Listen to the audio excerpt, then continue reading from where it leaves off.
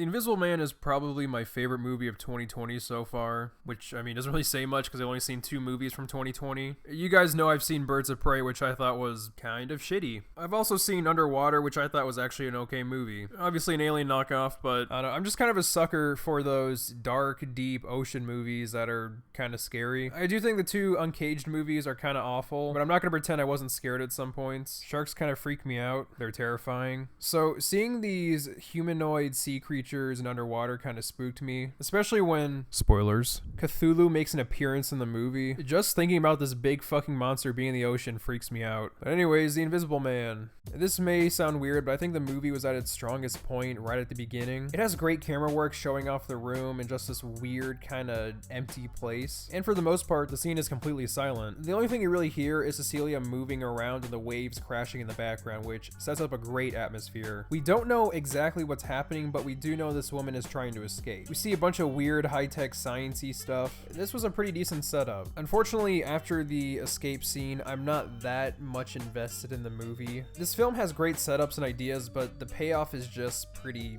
flat. It's not awful, it's not great, but it's just kind of in the middle. For a film that sets itself up as being grounded, there seem to be too many over-the-top goofy scenes. For example, the suit makes you invisible. That part was established, that's fine. But I don't recall the film addressing how the suit can give you super strength or take on 20 fucking bullets and stab wounds. Watching the Invisible Man beat up like 20 police officers was kind of silly. Or when the Invisible Man is throwing Cecilia around like a fucking rag doll. That's when the tone started to get more inconsistent. I was pretty close to pissing myself when he started throwing her ass around the room.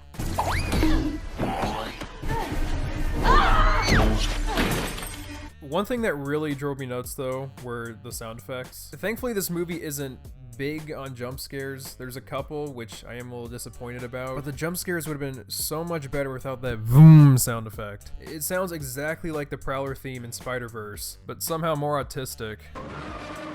Yeah, I got tired of that sound effect real fast. I don't know, but I feel like that scenes are a lot scarier when they're just quiet. You can keep the sound effect of her choking and stuff and struggling, but just leave out that stupid fucking jump scare sound effect. And one more issue I had is that at no point in the film does the character use her own cell phone to take pictures of what's happening or at least record what's happening. I can understand if the film had her fail to capture what was happening to her, but there wasn't even an attempt. This was probably the most unrealistic part of the film, and people whip out their phones for way less crazier shit. I mean, if this were made in the early 2000s in a time where nobody had a goddamn cell phone, then I could be a little bit more forgiving. But here, you have people making invisible suits in this film, so I expect it to be a little bit more aware of its own technological advances. These are kind of big complaints, but I did enjoy the film overall. The main protagonists are likable and charming at some points. They're not super filled with personality, but I mean, they're not at the point where they're considered bland. I enjoyed scenes such as Cecilia paying for Sydney's college and so forth. The writers could have easily just made these characters bland, but I like how they added scenes that show why we should care for the characters. Cecilia's sister, Emily,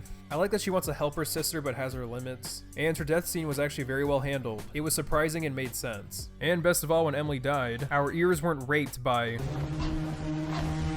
Something else I really appreciate is that the characters weren't idiots. And besides the main character not taking out her cell phone at any point, nobody in this film really made any stupid decisions. Because usually in horror movies, people are just flat out retarded. For example, when Cecilia's in the kitchen, she grabs a kitchen knife. When she sees the Invisible Man, she tries to find ways to make him appear visible. I'm just glad the writers were at least aware in that aspect. Overall, I thought The Invisible Man was a good movie. Had a pretty decent premise, but an okay execution. Also, I've been thinking about doing ratings at the end of each of my movie reviews. I kind of base them off of how I do them on Letterboxd, so 3 out of 5.